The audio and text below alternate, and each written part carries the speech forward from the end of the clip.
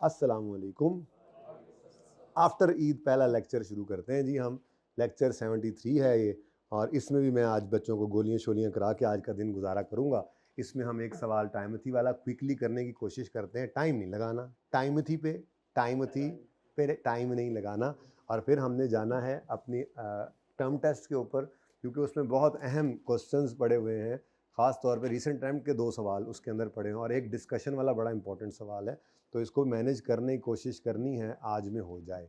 बाकी माशाल्लाह से आप ख़वातीनो हज़रात जो घर बैठे हुए हैं, अगर किसी ने ये लेक्चर सुन लिया, खुदा न खास्ता बादल न खास्ता, तो उनको मैं ये अर्ज़ करता चलूँ कि कल संडे को हम प्लान कर रहे हैं कि हम डबल क्लास कर लें, और उसमें हम सारी रेशोज़ को पढ़ लें। 3-4 घंटे की क्लास करके हम सारी रेशोज़ को पढ़ लेंगे। फिर उसकी प्रैक्टिस हम आगे पूरा हफ्ता करें या 10 दिन करें, वो हमारी मर्ज़ी है। रेशोज़ हमने पढ़ लेनी है, आना चाहें तो आ जाएं, ना आएंगे तो लेक्चर ऑनलाइन लेने पड़ेंगे आपको, ठीक है जी। जो कि बहुत मुश्किल हो जाएगा आपके लिए मैनेज करना, मैं बता रहा हूँ। इसलिए अगर अभी ये लेक्चर सुन रहे हैं तो लेक्चर सुनते सुनते ही तैयारी पकड़ लें, घर वालों को कह दें बैग बंद कर दें, और आप लोग रखते सफ़र बांध लें, रात तक पहुँच जाएँ। कल सुबह 11:20 पे क्लास में बैठे होइएगा। ले जी, करेक्ट करना है ग्रॉस प्रॉफिट को और नेट प्रॉफिट को। ऐसा एक सवाल हमने सिर्फ किया अभी तक, ऐसे ही है ना। उसके अलावा बाकी नेट प्रॉफिट वाला था, सिर्फ ग्रॉस प्रॉफिट वाला था, वो बड़ी आसानी हो जाती है।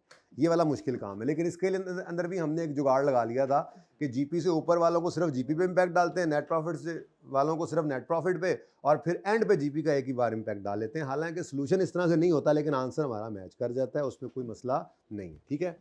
ज़रा क्विकली करेंगे, एंट्रीज रिक्वायर्ड नहीं है। पर्चे में अगर ऐसा कभी सवाल आ जाए तो आपने जो आसान हो उसका डायरेक्ट इम्पैक्ट ले लेना है, और जो मुश्किल हो उसकी जनरल एंट्रीज करनी है, ठीक है। अच्छा जी, शुरू करते हैं जी काम। बहरहाल हमारी तो मजबूरी है, हम तो ओरिजिनल रॉन्ग और रेक्टिफाइंग से ही चलते हैं, ओके। ओरिजिनल, अब ये आपको पहले सफ़े पे लिखने की ज़रूरत नहीं, आप चाहे बिल्कुल छोटे छोटे 3 कॉलम्स डाल के ऐसे ही एब्रीविएशन यूज़ कर के जल्दी जल्दी कर ले एक ही सफ़े के ऊपर, मर्जी है आपकी, ठीक है। क्योंकि हमारी रिक्वायरमेंट रेक्टिफाइंग एंट्रीज इस सवाल में नहीं है, ठीक है। जल्दी करना है इसको, क्योंकि मैंने जो है वो टर्म टेस्ट भी डिस्कस करना है आज। डन बाय अकाउंटेंट लिखते होते हैं हम, ज़्यादा अच्छा लगता है हमें, क्योंकि रॉन्ग लिखे ना तो कोई बच्चा ये एतराज़ कर सकता है, उठ के कोई एक बंदा ये एतराज़ कर सकता है कि जी आपने लिखा हुआ है रॉन्ग, जब कैश क्रेडिट होना था वो हो गया, तो उसको तो फिर आप करेक्टर्स यूँ कर रहे हैं, ऊपर रॉन्ग लिखा हुआ था। इसलिए हमने क्या लिख दिया, done by accountant, rectifying entries. चलें जी, फटाफट फटाफट शुरू हो जाएं जी। सबसे पहले एन इनवॉइस ऑफ, अच्छा अब कितने बच्चों ने ये सवाल कहीं ना कहीं कभी ना कभी अटैम्प्ट किया हुआ है? माशाल्लाह, फिर तो बहुत क्विकली होना चाहिए, इस पर देर नहीं लगानी है आप लोगों ने। पहली एडजस्टमेंट पढ़ें, दिमाग के अंदर इसकी एडजस्टमेंट जो है वो आप सॉल्व कर लें, फिर मैं फ़ौरन इस पर आ जाता हूँ।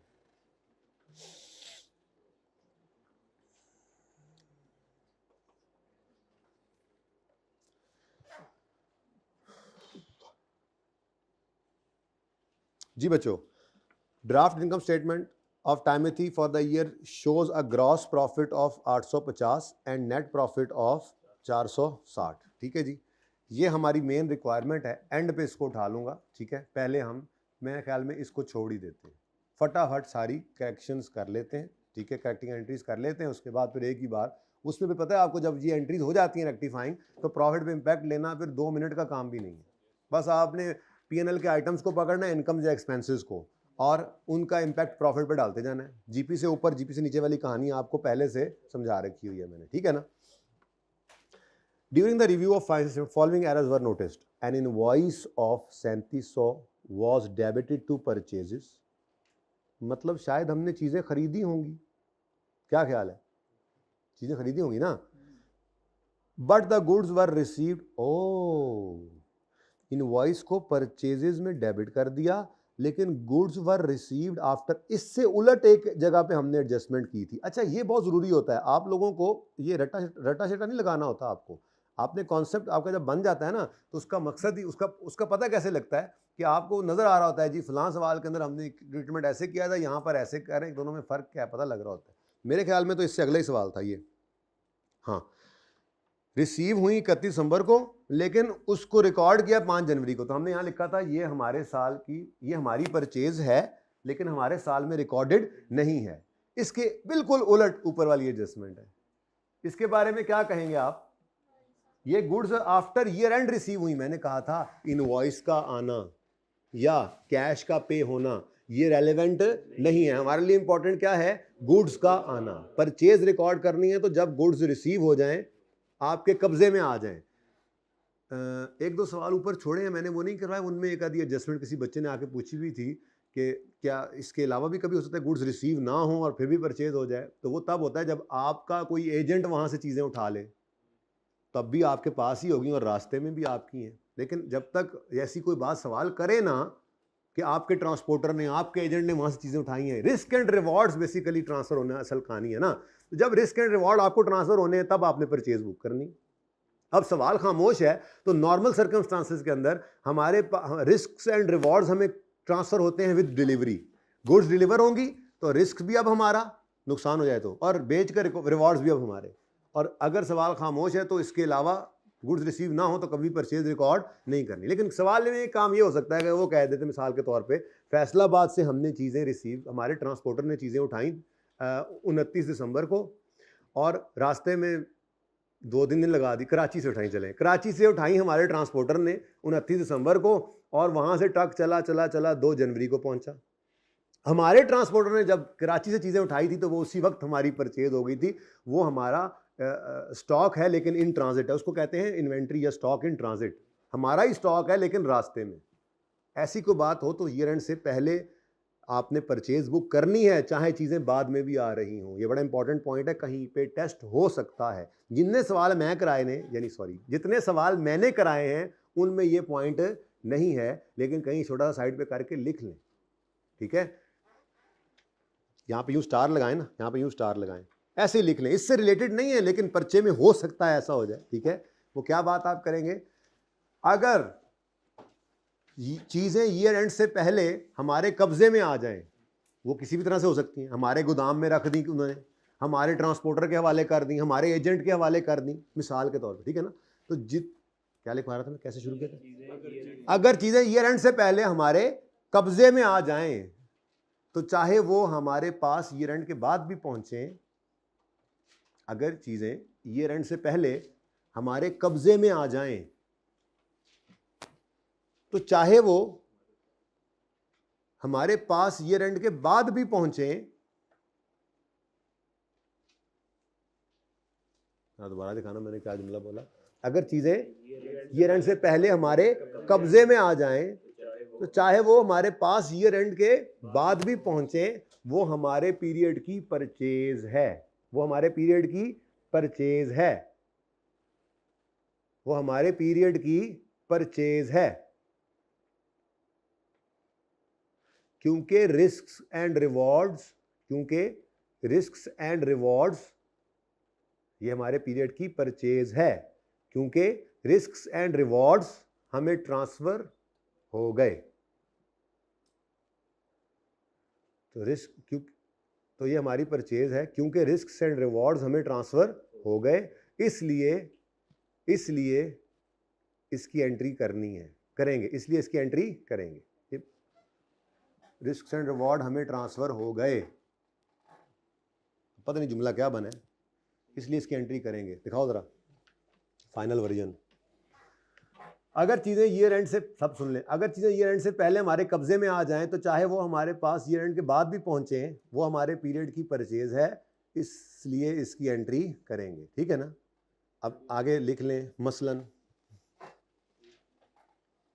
बल्कि एक मिनट, कब्जे को एनसर्कल कर लेना, जहाँ पे वो कब्जा नहीं लिखा हुआ आपने, कब्जे में ऐसे लिखा होगा ना आपने, इसको यूँ एनसर्कल करें और इसके ऊपर यूँ करके लिखें। फॉर एग्जांपल मसलन उर्दू में लिख रहे हैं, चलो मसलन हमारे गोडाउन में, हमारे गोदाम में, गोदाम ही लिखें, हमारे गोदाम में चीज़ें रखवा दी गई। हमारा गोदाम भी तो हो सकता है ना, पेशावर में, कराची में हमारा गोदाम था, वहीं से चीज़ें खरीदी, हमारे गोदाम में पहुंच गई। अभी हम लाहौर में बैठे हैं, ये मैंने पूरी बात नहीं लिखी, मतलब पूरी बात साथ मिला के, मेरी बात के साथ मिला के यहाँ पे लिखी है, ठीक है ना। क्या हम लाहौर में बैठे हैं, हमने पेशावर या कराची से चीज़ें खरीदी हैं, वहाँ पे हमारा कोई एक और गोदाम भी है तो हमने वहाँ पर गोदाम में वो रखवा दी। या हमारे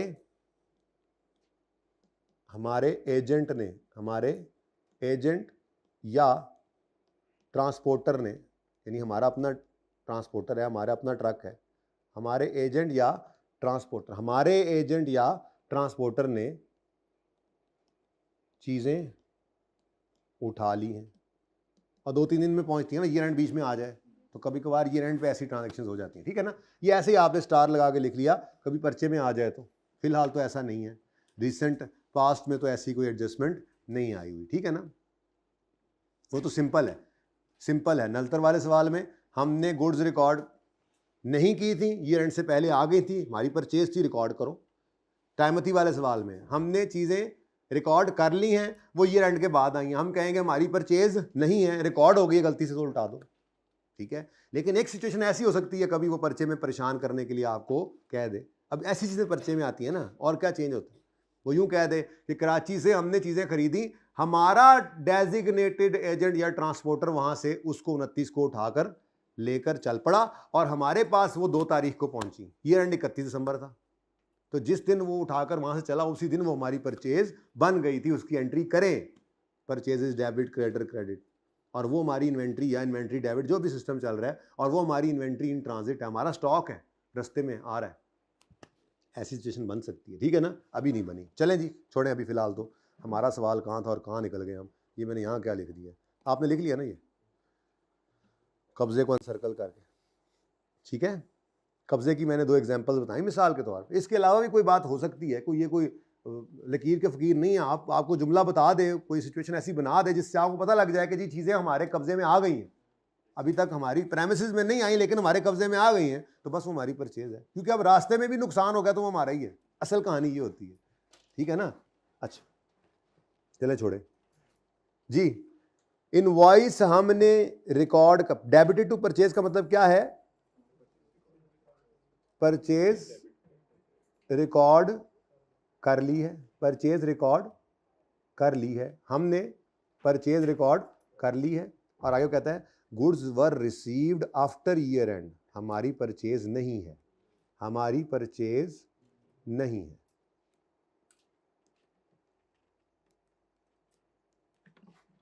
ठीक है। यानी कि हमारी परचेज नहीं है तो कोई एंट्री नहीं करनी थी, लेकिन हम क्या एंट्री कर गए, देखना पड़ेगा, परचेजेज इन्वेंट्री को देखना पड़ेगा, टीई यूजेज पीरियोडिक इन्वेंट्री मेथड, इसीलिए तो मेरा अभी तक काम चल रहा है, पीरियोडिक परपेचुअल के डिस्कशन के बगैर भी काम चल रहा है। अच्छा इतनी इंपॉर्टेंट डिस्कशन है टर्म टेस्ट की, हो सकता है मैं उसको कल पे नहीं, कल तो नहीं, मंडे पे ले जाऊँ, कल तो रेशियोज ही होंगी ना इंशाल्लाह, ठीक है। दिल यही कर रहा है, बाकी देखें। पीरियोडिक इन्वेंट्री मेथड और परपेचुअल इन्वेंट्री मेथड भी आप एक सवाल करवाना है सिर्फ, लेकिन क्योंकि उसकी मैंने जनरल एंट्रीज भी करवानी है, उससे मैंने ट्रायल भी एक्सट्रैक्ट करवाना है लेजर्स बना के, तो इसलिए जो है वो मेरे ख्याल में 45 to 50 मिनट्स उसके लिए चाहिए।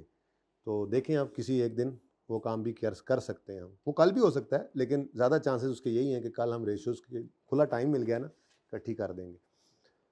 अच्छा जी, और वो रेशियोज़ हैं भी ऐसी कि अगर कोई पिछला लेक्चर लेकर नहीं आया या उस अगला लेक्चर नहीं ले रहा होगा तो इतना मसला उसको नहीं होगा, सिवाय इसके कि हम डिस्कशन करेंगे तो उसके ऊपर से गुजर रही होगी, ठीक है। बहरहाल बता दें अपने दोस्त अहबाब को कि काइंडली तशरीफ़ ले आएँ। अच्छा जी, पीरियोडिक है तो कोई बात नहीं, पीरियोडिक में तो परचेजेस की एंट्री की होगी हमने, परचेजेस डेबिट और क्रेडिटर्स क्रेडिट, कितने से जी, 3700, ठीक है जी।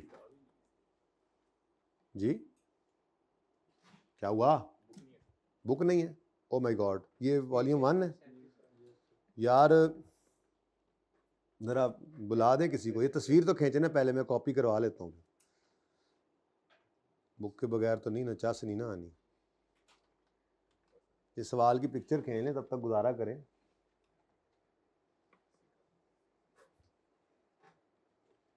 ये वॉल्यूम 1 पे है, हम वॉल्यूम 2 पे हैं आजकल, पहले क्यों नहीं बताया आप लोगों ने, आपको पता नहीं करेक्शन ऑफ एरर भी रहता है, आप साथ लेके आए करें दूसरा वॉल्यूम भी, वाह क्या वाह, होगी पिक्चर, फिलहाल गुजारा करें, कोई आता है तो मैं पिक्चर खिंचवा देता हूँ, तो पिक्चर खिंचवा कॉपी करवा देता हूँ जी। हाँ जी, परचेज डेबिट क्रेडिटर क्रेडिट हो गया गलती से, तो सही करने के लिए इसको उल्टी कर दें, क्रेडिटर्स डेबिट परचेजेस। अब ये ऐसी एंट्री थी कि ये डायरेक्ट भी हो सकती थी, ठीक है, ये एडजस्टमेंट नंबर 1। अब इसका असर प्रॉफिट पे बाद में लेंगे। नंबर 2 देखें, अगर आसान हुई तो 2, वरना आगे चला जाऊंगा मैं। Number 2 transportation inward. एक तो यार ये इनवर्ड आउटवर्ड समझ नहीं आती मुझे, आप बता दें मुझे। ट्रांसपोर्टेशन इनवर्ड्स,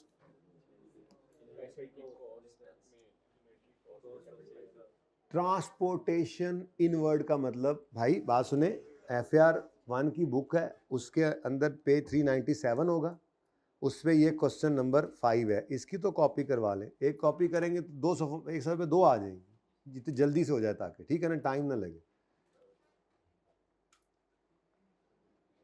अच्छा जी, पेज नंबर पता नहीं मुझे याद रहना, मुझे तो भूल जाता है इतनी देर में। अच्छा जी, ट्रांसपोर्टेशन इनवर्ड्स का मतलब चीजें हम तक लाने की कॉस्ट। बैठ के पढ़ाई जा रहा है खुद, इतने दूर से हमें बुलाया है, मैं भी दूर से ही आया हूँ जी। ट्रांसपोर्टेशन इनवर्ड्स, हमारे तक चीजें लाने की कॉस्ट, यानी परचेजेस हमने कहा था कि चीजें हम तक लाने की सारी कॉस्ट। एक तो वो जो सप्लायर को जिससे खरीदी उसको पैसे दिए, दूसरा वो जो रिक्शे वाले को दिए यहाँ तक चीजें लाने के लिए, वो सब हमारी जो है वो इन्वेंट्री कॉस्ट में, परचेजिंग कॉस्ट में शामिल करना चाहिए, ठीक है। तो इसको मैं यूं कह देता हूं कि ये क्या है, carriage in debit cash credit 2000 है, ठीक है। कैरेज इन कहाँ जाया करता है आजकल? हाँ, कैरेज इन अगर परपेचुअल सिस्टम होता तो इन्वेंट्री, पीरियोडिक हो तो, यानी इसकी एंट्री भी क्या करनी है हमने, परचेजेस डेबिट, ठीक है, परचेज। बल्कि आप यहाँ पे एंट्री ना लिखें, वो तो वहीं लिखेंगे, आप यहाँ पर यूँ लिखें कि यहाँ पर आप यूँ अंडरलाइन करके लिखें, परचेज का पार्ट बनाना है, परचेज का, इन्वेंट्री की कॉस्ट का पार्ट बनाना है, इन्वेंट्री की कॉस्ट का परचेजेस का पार्ट बनाना है, जो मर्जी लिख लें। चलो मैं ओरिजिनल लिखा हूँ, यानी हमने इसकी एंट्री करनी थी, मैं परचेज ही लिख देता हूँ, क्या ख्याल है, परचेजेस डेबिट, यानी कैरेज इन परचेजेस डेबिट और कैश क्रेडिट, कितने से जी, 2000 से जी, ये एंट्री होनी चाहिए थी जी। अब देखते हैं भाईजन ने क्या मून इरेक्ट किया है।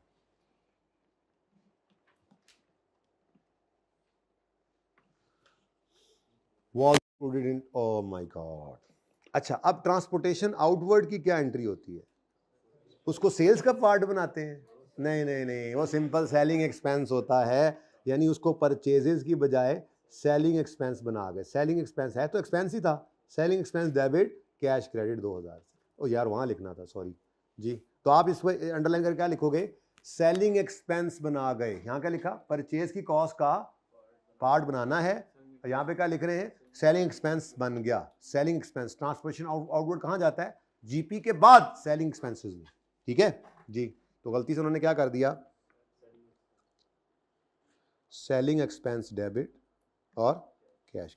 प्रॉफिट के ऊपर तो शायद कोई असर नहीं पड़ता इसका, क्या ख्याल है भाई, एक एक्सपेंस है ना, प्रॉफिट के ऊपर तो कोई असर, नेट प्रॉफिट पे तो नेट में कोई असर नहीं पड़ता। लेकिन सिचुएशन ये हुई है, वही वाली बात, कि एक एक्सपेंस जीपी के बाद नहीं पहले आना था, उसने जीपी को भी छेड़ना था और नेट प्रॉफिट को भी छेड़ना था। नेट प्रॉफिट से निकाल के नेट में तो इंपैक्ट कोई नहीं पड़ना, नेट में हमें कोई इंपैक्ट नहीं महसूस होगा, लेकिन उसने इसीलिए तो जीपी और नेट प्रॉफिट अलग अलग पूछ लिया और हमें फंसा लिया। जीपी भी गलत है, नेट प्रॉफिट भी गलत है, दोनों इस वजह से। एक खर्चा जो है वो जीपी से ऊपर आना चाहिए था, जीपी से नीचे चला गया, ठीक है ना। तो हमें करेक्शन तो बहरहाल करनी पड़ेगी, रेक्टिफाइंग एंट्रीज तो रिक्वायर्ड नहीं है, पर प्रॉफिट पे इंपैक्ट तो देना है, ठीक है। अब करेक्शन करो जी, परचेजेस को डेबिट करना था, नहीं किया तो करें, यहाँ मैं सिर्फ परचेजेस लिख रहा हूँ, ठीक है, 2000। नेक्स्ट, कैश क्रेडिट होना था, हो गया, कुछ ना करें। सेलिंग एक्सपेंस गलत डेबिट हो गया, सही करने के लिए अब होगा क्या, हमने जब जीपी और नेट प्रॉफिट दोनों लिखने हैं तो उस वक्त क्या करेंगे, हम कहेंगे परचेजेस को बढ़ाओ, परचेज का बढ़ना कॉस्ट ऑफ सेल को बढ़ाएगा, कॉस्ट ऑफ सेल का बढ़ना जीपी को कम कर देगा। ये देखकर अगला इंपैक्ट नहीं सोचेंगे, याद आ रहा है, और फिर नेट प्रॉफिट पे जाकर सोचेंगे। सेलिंग एक्सपेंस क्रेडिट मतलब कम हो रहा है, एक एक्सपेंस कम हो रहा है तो प्रॉफिट बढ़ेगा तो नेट प्रॉफिट को बढ़ा लो, साथ साथ तो आपको ना आगे नहीं सोचते वरना फंस जाते हैं। ओके, तो ये एडजस्टमेंट प्रॉफिट को हिट, नेट में प्रॉफिट पे कोई असर नहीं पड़ना, नेट में नहीं असर पड़ना। एक तरफ एक्सपेंस बढ़ना है, दूसरी तरफ कम भी तो हो जाना है, लेकिन हमारे जीपी, हमारी रिक्वायरमेंट में वो कहता है जीपी की फिगर भी सही करो, नेट प्रॉफिट की भी सही करो। ओके, आई का सोल्यूशन कंफ्यूज करता है, वो ऐसी एडजस्टमेंट को इग्नोर कर देता है। ठीक है, इधर बढ़ना है मतलब एक तरफ दिखा दिया दूसरी तरफ, ठीक है ना, दूसरी तरफ दोनों दिखा दिए या फिर गायब कर दिया, वो कंफ्यूज करता है बंदे को। ठीक है, चलें जी,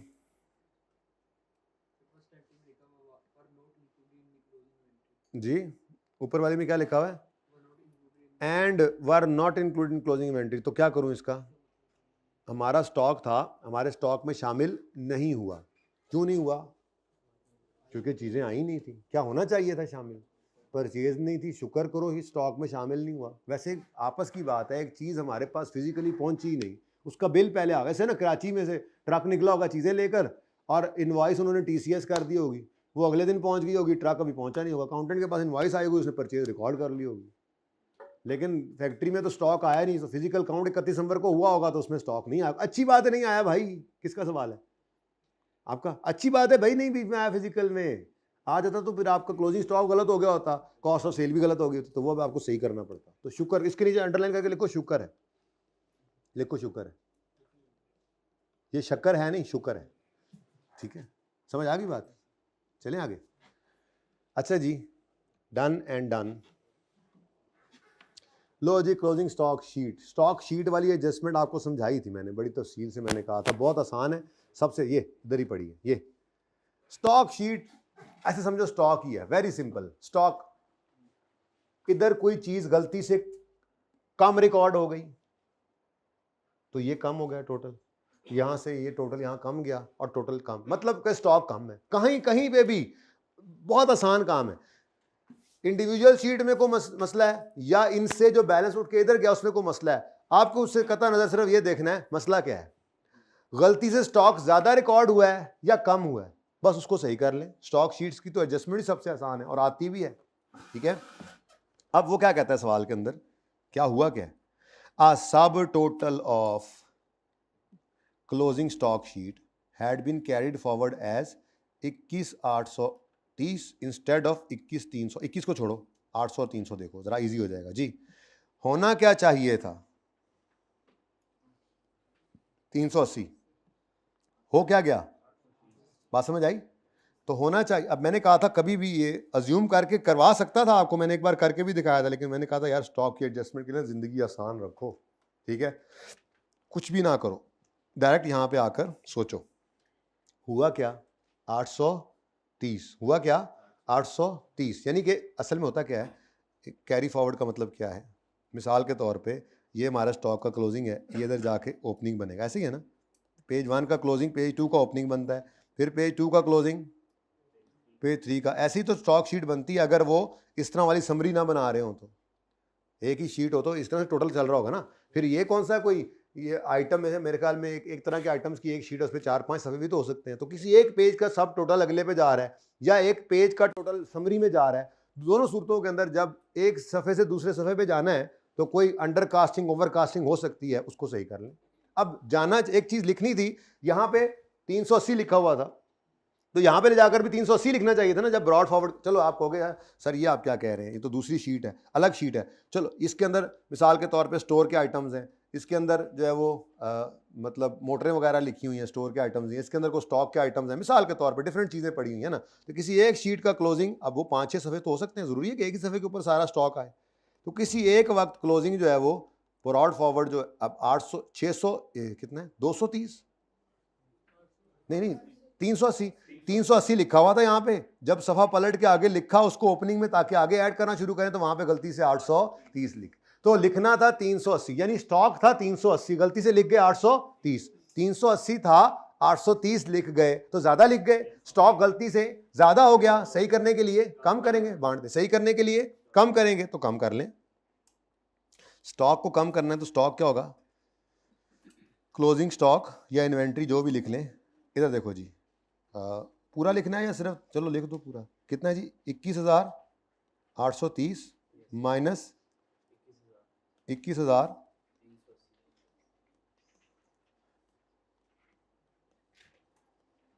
कितना 450 से क्लोजिंग स्टॉक को क्रेडिट करो। और इधर देखो, याद होगा आपको, आंखें बंद करके इम्पैक्ट कहाँ फेंक दो, कॉस्ट ऑफ सेल्स। डन जी। तो यहाँ पे हमने कुछ भी नहीं किया, कोई ज़रूरत नहीं है, कोई ज़रूरत नहीं, यहाँ पे देखा ही नहीं करते थे कुछ। ठीक है, सही है। ये रख लेते हैं, फिर लैंड ला लिया करांगे, टाइम बच जाएगा, ज़रा देखने में दूर से, ज़रा पिक्चर में बात को, बाद में आपकी पिक्चर में थोड़ा सा आसानी हो जाती है आपके लिए।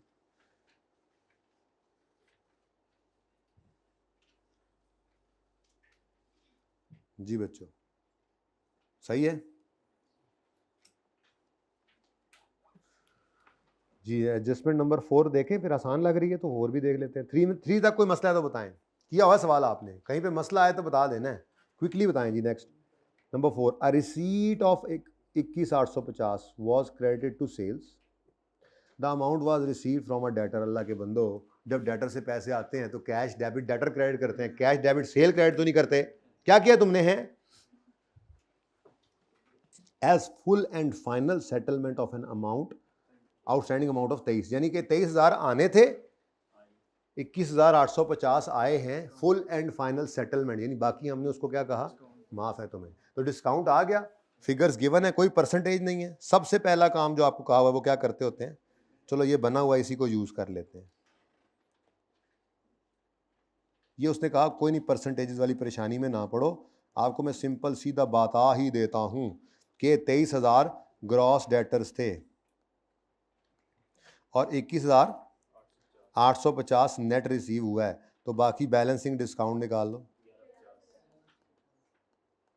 अब इसकी एंट्री क्या होनी चाहिए थी, ओरिजिनल एंट्री नंबर 4 है, ओरिजिनल एंट्री कैश या बैंक, चेक आया या कैश रिसीव लिख रहे हैं, अमाउंट रिसीव, चलो कैश या बैंक जो भी है, कैश हो या बैंक हो, हमें इससे क्या, ये 21,800, उसके बाद डिस्काउंट हमने अलाउ किया है, कुछ हमारा एक्सपेंस होता है, ऐसे ही है, डिस्काउंट अलाउ किया हमने, बाद में ब्रैकेट लगाते हैं, कितना जी 1150, और हमने उसे कहा है चल भाई डेटर तू क्रेडिट है, कितने से,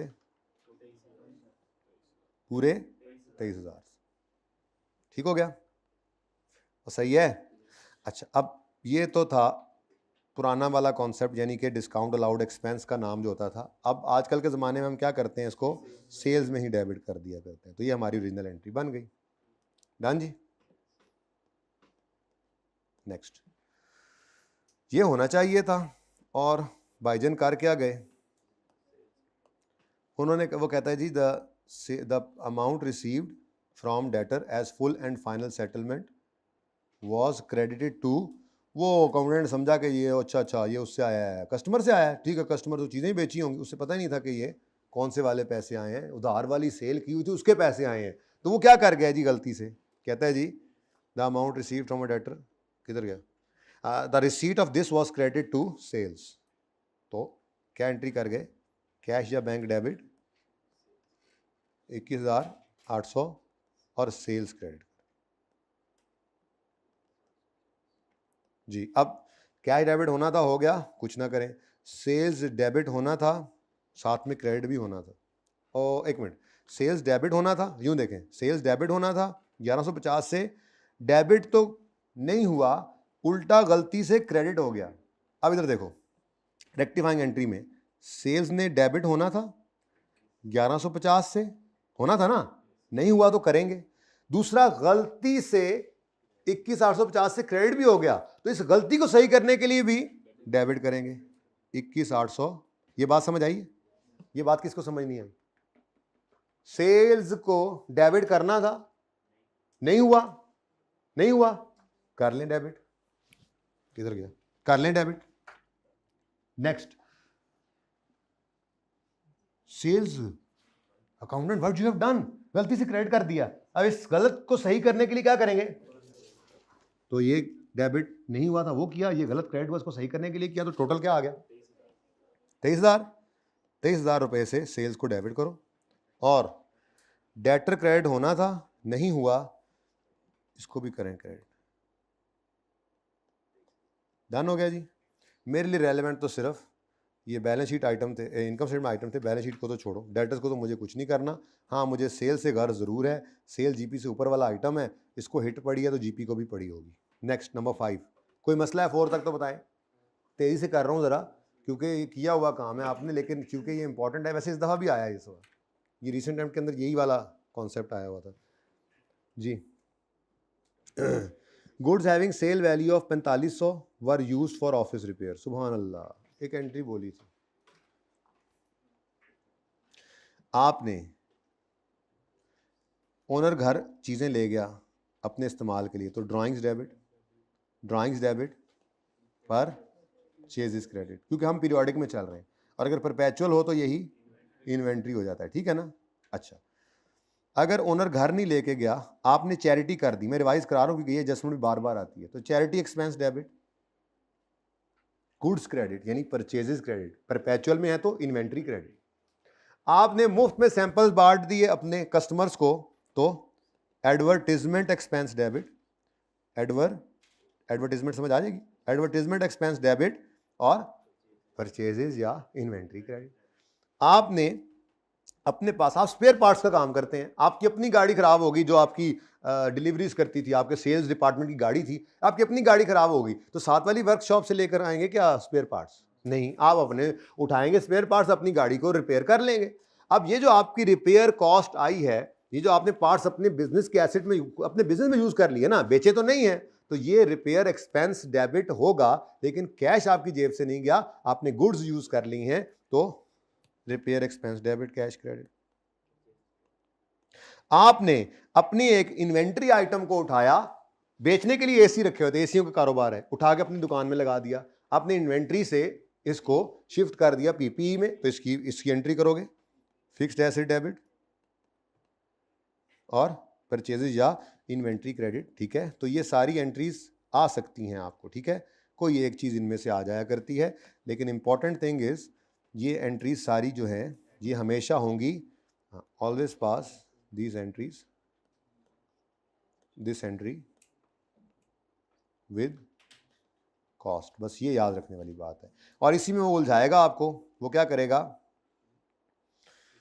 करेगा जी, वो आपको देगा सेल की फिगर, आमतौर पे ये इशारत करता है, ठीक है, और उसमें वो आपको कहेगा कि जी इससे ये काम हो गया, तो आप कहोगे अच्छा जी सेल से पहले कॉस्ट पे लाना पड़ना आपकी मजबूरी है, ठीक है, ये तो ट्रायल सा लग रहा है बस, ठीक, ओके जी। ये सारी एडजस्टमेंट्स डिफरेंट सवालों में आपको नज़र आई भी होंगी और आती भी रहेंगी, पर्चे में भी अक्सर ये आ ही जाती हैं, ठीक है। तो ओनर घर पे ले जाए चीज़ें उठाकर, चैरिटी कर दे, एडवर्टीजमेंट कर दे, रिपेयर कर ले या फिक्स एसेट के तौर पे यूज़ कर ले बिजनेस, ठीक है। ये सारी चीज़ों के अंदर रेलेवेंट चीज़ को हिट करके आपने परचेजेस को क्रेडिट करना है, और अगर परपेचुअल सिस्टम में है तो इन्वेंट्री को क्रेडिट कर देना है, ठीक है। को मसला, ये पहले भी बात हुई थी। अब हुआ क्या है, वो कहता है goods having sale value of 4500 were used for office repairs. अच्छा, और अगर ये चीज़ें अगर ओनर की पर्सनल, ये नहीं है सवाल में, शायद आया भी नहीं है अभी, लेकिन आ सकता है, ऐसी बातें अहम होती हैं जो उस्ताद कहता है कि ये ऐसा हो सकता है, वो हुआ नहीं ना होता पहले, ठीक है। मिसाल के तौर पे यही रिपेयर्स जो हैं वो ऑफिस रिपेयर की बजाय, ऑफिस की बजाय ओनर का पर्सनल प्रेमिसेस को रिपेयर किया होता, तो फिर क्या एंट्री होती, फिर रिपेयर एक्सपेंस नहीं, फिर ड्राइंग्स डेबिट, परचेजेस के। वो ऐसे ही है, उसने गुड्स अपने पर्सनल यूज में नहीं, पहली बात कर दी थी, खैर चले। ऑफिस रिपेयर्स के लिए अगर गुड्स यूज हुई हैं तो ओरिजिनल एंट्री होनी क्या चाहिए, रिपेयर एक्सपेंस डेबिट और ना सॉरी परचेजेस क्रेडिट,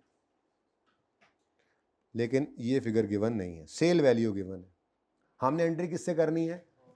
अब आखिर में आए, आप लोगों ने ये पढ़ा, goods are sold at cost plus markup, तो इसका मतलब ये जो इक्वेशन आज बस यही करते हैं, पहले सबसे पहले ना ये सवाल पूरा करके ना मैं सबसे पहले ये करवाता हूँ, फिलहाल मुझे माफ करो और क्विकली कर दो, मार्कअप की रिवीजन करते हैं, 10 से 15 मिनट लगने। कुछ लोगों को आता है, कुछ परेशान है कि यार ये कैसे हो जाता है, तो एक अप्रोच है, 4-5 छोटे छोटे सवाल हैं, करते हैं, सारे एक जगह पे आ जाएंगे, ठीक है। तो कॉस्ट ले लो 100, प्रॉफिट 25 और सेल 100। कॉस्ट को 100 क्यों लिया है, क्योंकि प्रॉफिट की परसेंटेज लिंक्ड किसके साथ है, कॉस्ट के साथ, ठीक है, ओके।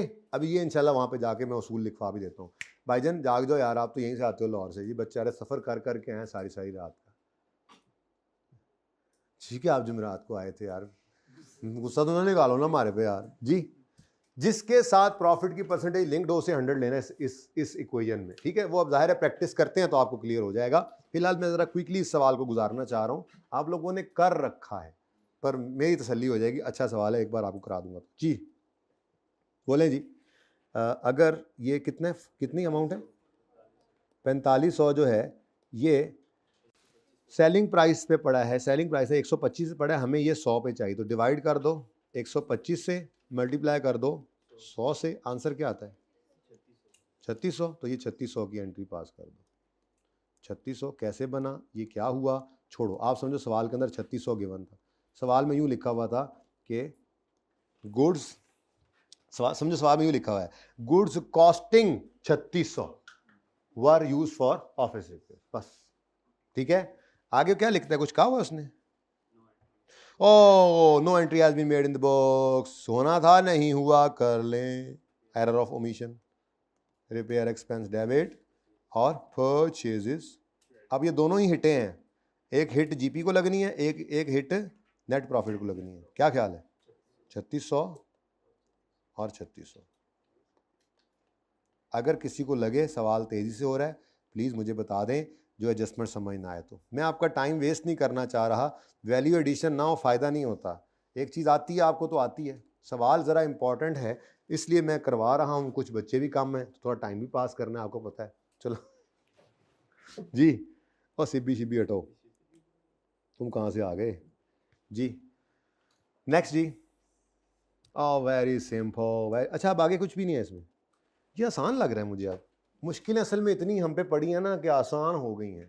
ये सवाल आखिरी जो रहता है मेरा करेक्शन ऑफ एरर में, अब आखिरी सवाल तक आते आते क्या मुश्किल बची है आपके लिए। Purchase of office computer on 1 April 17 amounting to 42,000 was credit to ल, कर लो कमाई। मतलब एंट्री होनी चाहिए थी पीपीई डेबिट, कैश क्रेडिट, कितने से कितने का है, 42,000। भाईजान ने क्या कर दिया, परचेजेस डेबिट, कोई मसला नहीं यार, इतना सिंपल सवाल। भाई पेपर पास करने से आपको कोई भी नहीं रोक सकेगा इंशाल्लाह, जो आपकी कमिटमेंट है। बस एक बात याद रखना, किसी टेस्ट में आपको ये लगता है कि ये सारा हमें आता है। अच्छा वैसे टर्म टेस्ट थोड़ा सा ऑनलाइन वालों आप लोग थोड़ा सा इस हफ्ते के एंड तक कोशिश करूंगा मिले, मैंने सोल्यूशन भी उसका नहीं दिया उनको, ठीक है ना। तो मतलब कि कुछ है कुछ नहीं है, उसकी वजह यह है कि देखें ये थी ना, फिर कोई समझ नहीं लगी, ठीक है। मैं कोई काम मैं मैं लैपटॉप को नहीं हाथ लगाया, मैंने कहा यार मैं बहुत मोनोटोन हुआ था बहुत ज़्यादा ना, ऐसे ही बस थक गया था, हर किसी से लड़ाई झगड़ा ये वो। मैंने कहा कुछ ना करो, बस 4 दिन कुछ नहीं करना मैं, तो इसलिए तो मैंने कुछ भी नहीं किया। अब सोल्यूशन मैं बना दूंगा इंशाल्लाह, 2 दिन दे दें मुझे, उसके बाद 2-3 दिन में वो चेक होगा, ठीक है। ओके जी। अच्छा जी, पर मुझे मैसेज आते रहे टीएस के और पेपर चेकर्स के, टर्म टेस्ट बना दो, मैंने जवाब नहीं दिया उनको। मैंने कहा जवाब दिया तो वो फिर कहेंगे कि नहीं दे, परचेजेस डेबिट, पीपीई डेबिट होना था, नहीं हुआ, करें, मेरा तो जवाब है। उसके बाद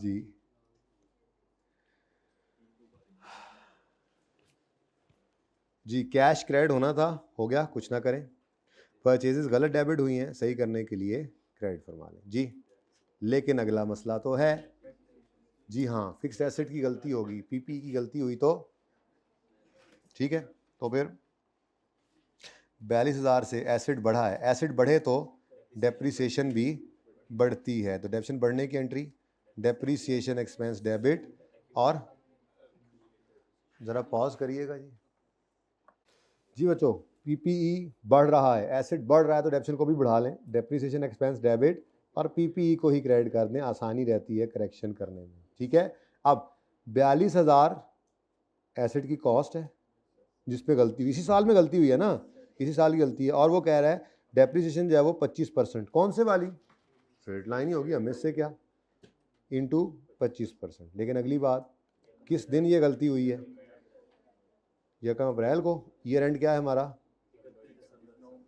31 दिसंबर को, तो कितने महीने, 9 महीने आ गए, इंटू 9/12 जी, कितना आता है 7875, डन जी। और सही है। चलो जी, अगली एडजस्टमेंट। ये तो शुरू में होमवर्क दे दिया था मुझे लगता है, ये वाली एडजस्टमेंट तो शुरू में ही होमवर्क दे दी थी, वो शुरू में जब पीपीई वाले सवाल किए थे। जल्दी करो जी। और फर्नीचर में भी कोई मसला हो गया, ये मुश्किल है।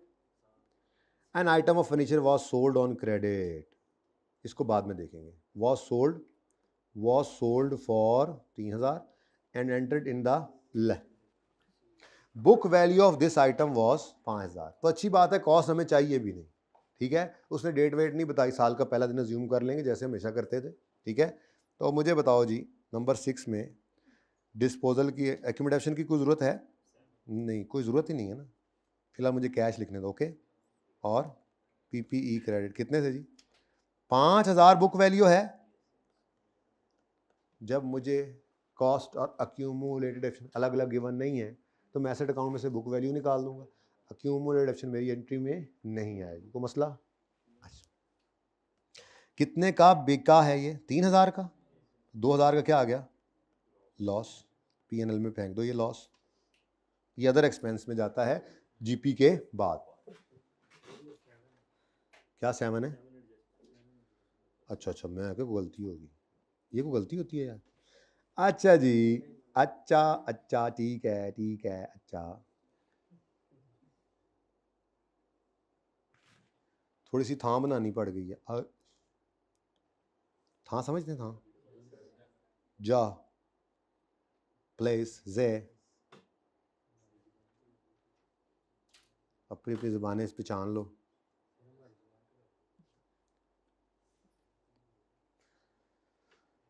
जी अच्छा जी, वो क्या कहता है जी? The item was sold on, ओ अच्छा, कैश नहीं आ सकता, सॉरी, आपने लिख दिया, बाद में आपने काट के इसको सही कर लेना। Receivable debit, receivable from for plant debit हो गया, ठीक है ना, ये होना चाहिए, ओके, कैश नहीं। नेक्स्ट, वॉज एंटर्ड इन, अच्छा तभी तो आपने बच्चों ने सुना होगा बुक्स ऑफ प्राइम एंट्री के अंदर कि डे बुक्स के अंदर ना सिर्फ क्रेडिट ट्रांजैक्शंस आती हैं। तो अब ये जो क्रेडिट पर सेल किया, तो क्रेडिट सेल होने की वजह से शायद वो भूल के इसको सेल डे बुक में रिकॉर्ड कर गया, हालांकि ये सही नहीं है, यानी उसने एंट्री पास कर दी रिसीवेबल डेबिट सेल्स क्रेडिट। कितने से? क्रेडिट टू सेल तो लिखा हुआ है ना, और बोलो, यूं कर लो, क्रेडिट टू सेल तो लिखा हुआ है ना, बोलो, क्रेडिट टू सेल लिखा हुआ है। Was sold for, item was sold on credit for 3000 and entered in sale day book. Sale में तो क्रेडिट कर दिया, ठीक है। वैसे डे बुक में एंट्री हुई है तो इसका मतलब दोनों तरफ ही एंट्री हो जाया करती है। इंशाल्लाह थोड़ी सी रिवीजन इसकी भी कभी करेंगे, आखिरी क्लास में शायद रिवीजन क्लास में करें। अब सही करना है, रिसीवेबल डेबिट होना था, हो गया, फिर ना करें। पीएनएल डेबिट होना था, नहीं हुआ तो कर लें 2000 से। पीपीई क्रेडिट होना था, नहीं हुआ तो पीपीई को क्रेडिट करें, कितने से? उसके बाद सेल्स गलत क्रेडिट हो गई, सही करने के लिए डेबिट करें। ये तो मामला हल हो गया, लेकिन अगला मसला भी तो है। कहीं पे लिखा हो उसने किस दिन बिका है? बोलो। अच्छा, आपस की बात एक और बताऊं, ऑफिस कंप्यूटर का रेट गिवन है, फर्नीचर का तो रेट भी गिवन नहीं है। मैं मिटाने लगा था नीचे वाली लाइन कि चलो डेप्शन का इम्पैक्ट निकालते हैं, लेकिन पहली चीज़ मेरे जहन में खटकी कि इसने कहीं पे ये नहीं बताया किस दिन बिका है। तो जब सवाल में डेट ऑफ परचेज और डेट ऑफ सेल गिवन ना हो, वो बचपन में सिखाया था आपको, वो शुरू में, अभी 10-12 लेक्चर ही हुए होंगे अभी आपके, 10 से नीचे थे, कि सवाल में अगर डेट ऑफ सेल और परचेज मिसिंग हो तो हमें साल का पहला दिन अज्यूम करना होता है। तो अगर साल का पहला दिन अज्यूम करें तो इसका मतलब तो पूरा साल गलती, डेप्सिट गलत होती चली गई होगी। लेकिन जब हम ये करके इधर आए, डेप्शन रेट ढूंढने निकले, तो उसने बोला depreciation on office computer is provided at the rate of 25%। अब हमने कहा यही 25 यूज़ कर लेते हैं, सही होगा। ये करते हुए सवाल, ये होमवर्क में दी थी आई थिंक एडजस्टमेंट, ये दोनों ही दी थी बल्कि, ठीक है ना। मैंने कहा था नहीं रेट मिल रहा तो खामखा मुसीबत में डालने की खुद को ज़रूरत नहीं है। डेप्रिसिएशन का रेट नहीं है तो डेप्रिसिएशन का इम्पैक्ट नहीं निकालेंगे, गॉट इट। तो इसलिए दूसरी एंट्री मैं नहीं कर रहा, कोई मसला? बोलो, आखिरी एडजस्टमेंट है और सेकंड लास्ट आखिरी तो ना होने जैसी है ना, इसलिए मज़े की यही है। परचेज रिटर्न 67 है, आगे ना पढ़ो। नंबर 8, ये अच्छी एडजस्टमेंट है। परचेज रिटर्न कितनी है जी? परचेज रिटर्न की एंट्री क्या होती है? देखो इस ऐसे ऐसे याद रख लिया ना, परचेज डेबिट हुआ करती है जब बढ़े, तो परचेज रिटर्न जब बढ़ेगी तो वो परचेज का काउंटर है तो क्रेडिट होगी, तो परचेज रिटर्न क्रेडिट होनी है और क्रेडिटर ने डेबिट होना है, तो creditor debit, purchase return credit कितने से? 6700, 6700। ठीक है जी, की किता जे has been recorded as share return. Record ही उसको क्या कर गए हैं, ये ध्यान में रखनी है बात, कोई एक इंपैक्ट नहीं गलत। वो कह रहा है इस परचेज रिटर्न को हमने as a sale return record कर लिया है, तो sale return debit debtor credit कर गए।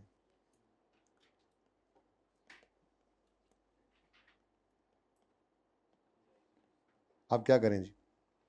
कोई मसला नहीं, जो होना था वो नहीं हुआ, वो कर लें, credit debit purchase return credit नहीं हुआ वो कर लें, 6700 इकट्ठे भी कर सकते हैं, ठीक है। और जो गलत हो गया इसको उल्टा दें, मैंने कहा जरा आसानी हो जाएगी। Debtor debit cell return credit, अब आ गया वही सेल रिटर्न परचेज रिटर्न। कहा था आपको जब भी ये आए डायरेक्ट ना प्रॉफिट पे इंपैक्ट सोचना, बल्कि सेल्स के ऊपर सोच लेना, जिंदगी आसान रहेगी। ओके, लो अब भला 57 लेक्चर भी कोई था, देख लो 57 में करेक्शन ऑफ एरर शुरू हुआ है, बताना दोस्तों को अपने। हमने आज कितना 73 चल रहा है ना, तो ना हमने 57 से भी पहले करेक्शन ऑफ एरर शुरू किया था। हम तो 25-30 दिन करेक्शन ऑफ एरर करते रह गए, हम तो प्रेशर डालना, ठीक है। अच्छा, वो कहेंगे यार हमने तो इतना यही नहीं, ये नहीं पता भाई ਅਸੀਂ 4 टॉपिक और भी कर लेंगे।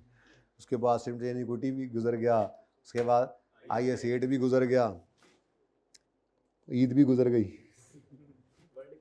वर्ल्ड कप भी गुजर गया हमारा। तो कितना बोरिंग वर्ल्ड कप है यार वैसे, है ना।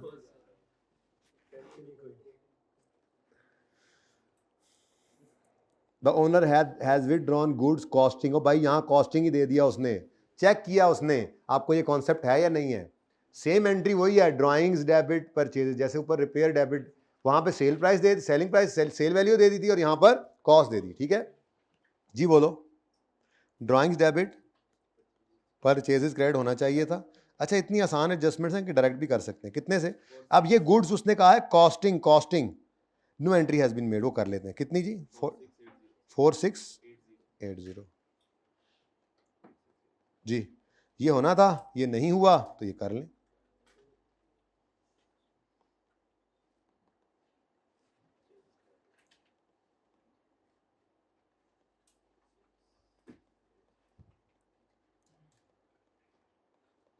जी डन हो गया, इट्स डन एंड डस्टेड।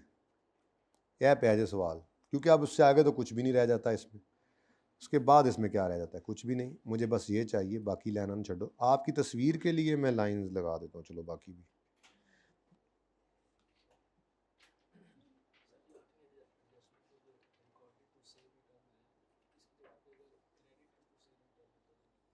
फिर और बात थी, क्रेडिट टू सेल रिटर्न होता तो हम सिर्फ सेल रिटर्न को क्रेडिट करते और दूसरा इम्पैक्ट सही अज्यूम करते। रिकॉर्डेड का मतलब होता है हमने उस एंट्री को रिकॉर्ड किया, जैसे वो है वैसे, जो वो है वैसे। रिकॉर्डेड लफ्ज़ बता रहा है। क्यों नहीं आ रहा इधर भाई? तू तो इधर आ जाएगा ना भाई। जी मेरे पागल खानों, समझ आई है? बफरची खानों, अब मुझे बताओ ये तस्वीर नज़र आएगी या जूम इन करूं?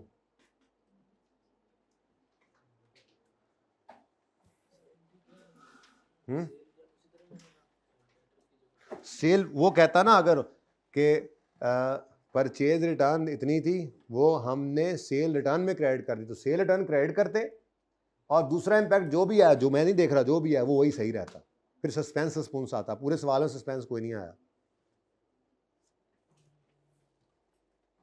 Recorded in sale day book अभी आपको क्लियर नहीं हो रहा, उसकी वजह बुक्स ऑफ प्राइम एंट्री नहीं बताया, बताऊंगा ना, समझ आ जाएगी। हो सकता है वही कर लें आज, अगला सवाल टर्म टेस्ट आगे चला जाए और नो इशू। पार्ट 2 शुरू करना, करें बिस्मिल्लाह।